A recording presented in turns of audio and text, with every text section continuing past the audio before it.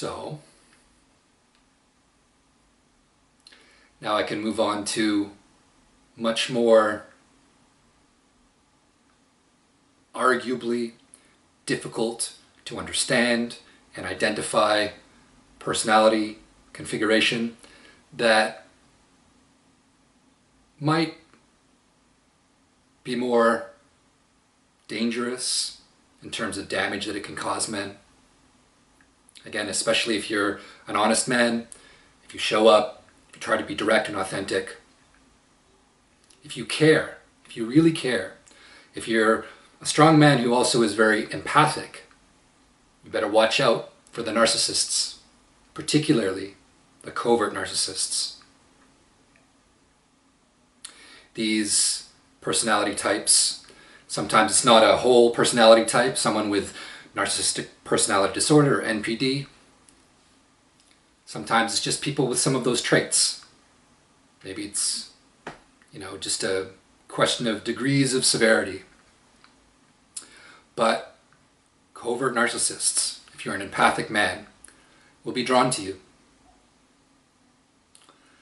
Covert narcissists often will use manipulation, will use exaggeration, will use dishonesty, will try to co-opt others in your environment, turn them into what's called flying monkeys, which ultimately is sort of like a little mini narcissist, maybe a person that would not otherwise display narcissistic tendencies, gets co-opted and infected by that kind of way of thinking, believes lies, simplifies their view of humanity or particular people or groups, and gets brought under the wing or the robe of the narcissist. I definitely experienced some of that with my father's wife. She seemed to have some narcissistic tendencies. She, to me, was, I don't know about other people, but towards me, the most manipulative and cold-hearted person that I've ever encountered. And I just tried to keep her as far away from me as possible while still engaging with the family unit while my father was still alive. Anything that she touched to do with me was poisoned, and I get the sense that to try to get others to discount the abuse that I experienced at her hands, she would say or do anything. Some of you that have encountered narcissists before would understand how deeply manipulative this kind of person can be. Now, my father's wife might have had borderline personality disorder traits as well. When I was looking up that particular personality type, borderline BPD, there was a particular practice that was spoken about that my father's wife almost bragged about a few times. And this was, so she found out that a boyfriend in her past had been unfaithful, cheated on her, and so she went in to his room, took all his clothes, and cut them into ribbons, cut them into pieces. And I thought that that was a bit extreme at the time, even though she seemed very proud of it. But in looking into borderline personality disorder, some professional brought up that kind of behavior. So with this wife of my father, maybe there was overlapping or concurrent personality traits, flaws, whatever you want to call them. But to me, I don't know about anyone else, but towards me, because I wouldn't put up with her crap, because I would tell the truth, because I kept showing up and didn't do what she said, to me, she was just the most dangerous person that I had encountered. Again, a lot of the deep damage that men deal with is mental, spiritual, and emotional. It's harder for men to process this kind of damage and recognize it. Harder for men to go and seek help, whether that's techniques to identify, unearth, integrate and release this kind of trauma, or professionals, seeking professionals that can aid you in that process. A lot of men won't do it. A lot of men have just great difficulty asking for help, being vulnerable. And it's tough. It's tough.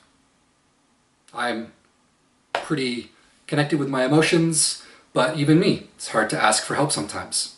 And I've learned over the years, as I really needed a lot of help dealing with what I was dealing with, to kind of shut up about it, because people got sick of hearing about, this guy's struggle, all of the complaints or the complaining that people will frame a man's struggles with.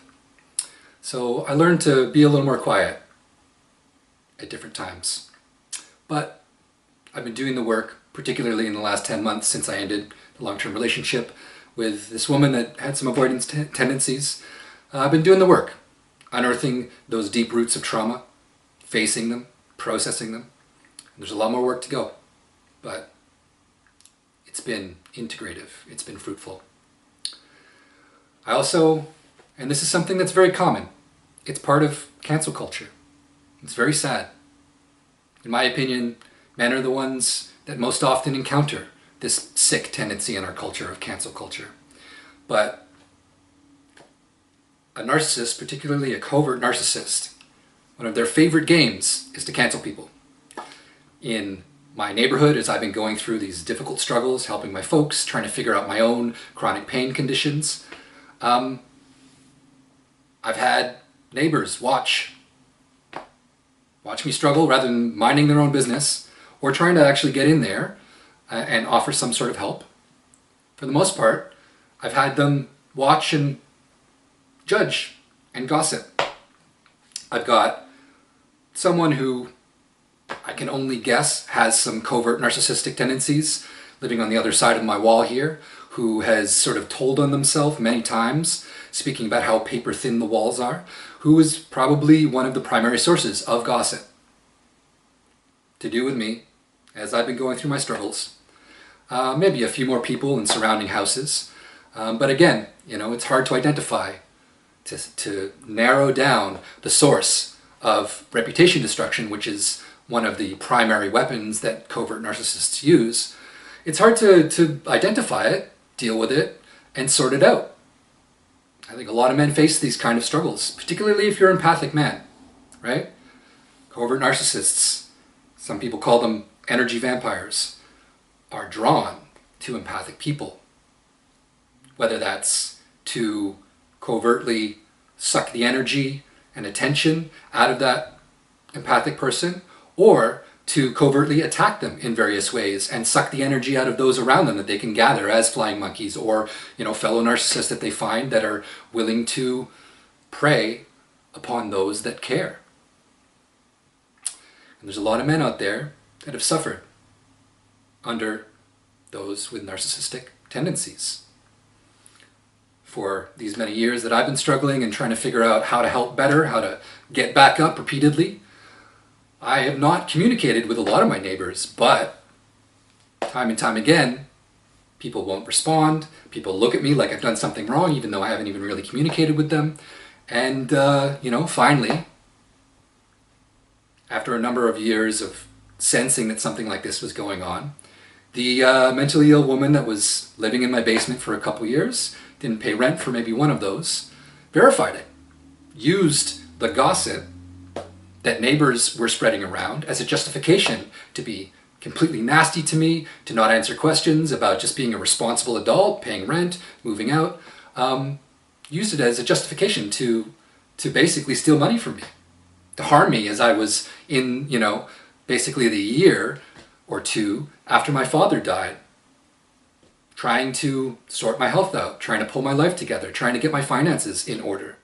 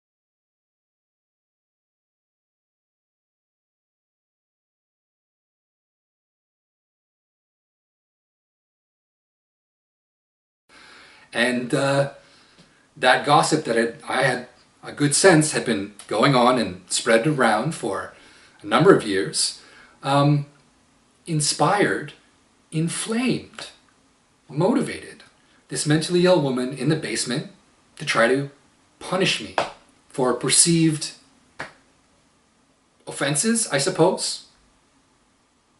I get the sense that the neighbor next to me didn't like the music that I played or the movies that I watched. Collecting audio equipment, testing it, modifying it was one of the hobbies that got me through the toughest parts of my life.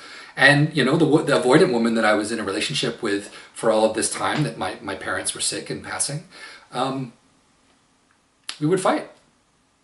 So I, as I've said on this channel, raised my voice a number of times, as men tend to express themselves with volume and sometimes anger. I did too. And just the sound of a loud man, for some people, particularly if they're narcissistic and covert, is enough to justify abuse, to try to destroy someone's reputation. It's petty. And, this neighbor, like I said, probably made the woman who lived in the basement sicker from a mental health point of view by inflaming whatever this woman in the basement's past trauma was. That was played upon. But these are the tricks of covert narcissists. And it's really sad. I still deal with it in the neighborhood. People don't give me the time of day, benefit of the doubt. I try to smile. I try to greet people. But people are standoffish, and it's probably the legacy of narcissism and creating flying monkeys, little baby narcissists, that has been perpetuated and spread over the years that I was struggling. I even get people recognizing me around the city to a lesser degree, and I don't know the source of that. Maybe someone made a silly video of me or something, doing some exercises, or maybe some of this malicious, abusive gossip from the neighborhood got out into the larger world. It's gross. But these are the kind of things that men have to deal with. These are the kind of things that deeply damage, that weigh men down, that are very difficult to defend against, to call out, and sort out. And given that this is the last day of Mental Health Month for men, I wanted to talk a little bit about this.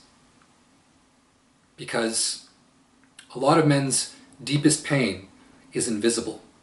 A lot of men's hardest struggles, they don't even understand themselves, because it's culturally reinforced for men not to express their emotions, talk about their challenges, and to internalize that and even ignore it.